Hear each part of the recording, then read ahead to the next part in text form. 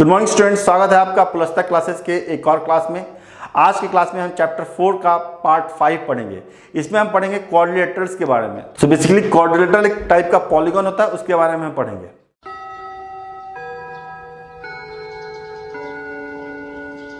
Class start करने से पहले मैं आपसे रिक्वेस्ट करना चाहता हूं कि अगर आपको मेरे पढ़ाई से फ़ायदा हो रहा है तो प्लीज़ मेरे चैनल को सब्सक्राइब कीजिए, मेरे फेसबुक पेज को लाइक कीजिए, वीडियो को लाइक कीजिए और दोस्तों के साथ शेयर कीजिए ताकि वो भी इस पढ़ाई से फ़ायदा उठा सके। तो चलिए शुरू करते हैं।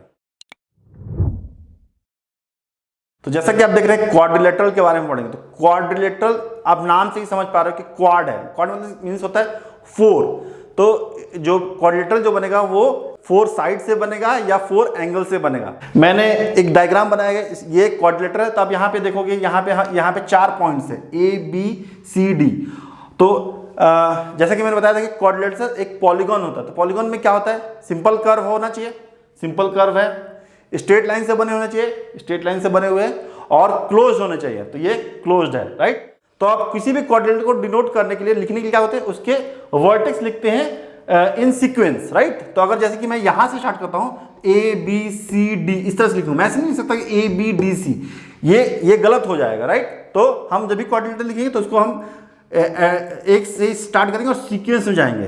तो A B C और D, इस तरह से लिखेंगे हम क्वाड्रिलेटरल को। अगर मैं लिखता हूं A B D और C तो ये गलत हो जाएगा, क्योंकि ये B के बाद C आना चाहिए, इसका एडजेसेंट आना चाहिए।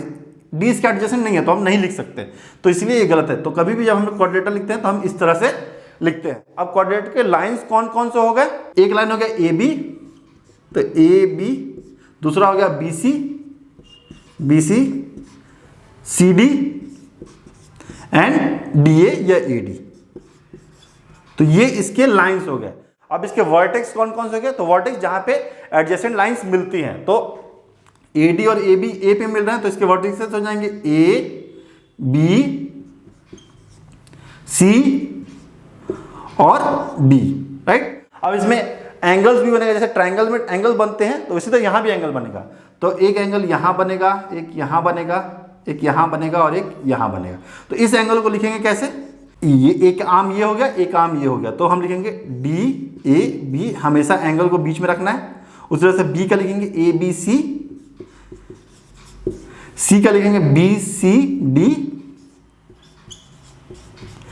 और D को लिखेंगे ADC या CDA। तो लिख देते हैं CDA। तो ये हमारे 4 एंगल्स हो गए, ये 4 वर्टिसेस हो गए और ये 4 हमारे लाइंस हो गए। अब ये पॉलीगन है तो ऑफ कोर्स इसमें इंटीरियर, एक्सटीरियर और ऑन होगा ही पॉइंट्स। तो कोई भी अंदर हम अगर लिख रहे हैं तो मान लो ये P हो गया तो ये इंटीरियर हो गया, यहाँ बाहर में है तो Q हो गया, और एक ये बीच पे है तो मान लो इसको हम N देते। तो ये हो गया ऑन, ये हो गया इंटीरियर, ये हो गया एक्सटीरियर। तो ये काइंड ऑफ ए ट्रायंगल जैसा ही होता है, बस अंतर ये इसमें 4 लाइंस होते हैं, 4 एंगल्स होते हैं, 4 वर्टिसेस होते हैं।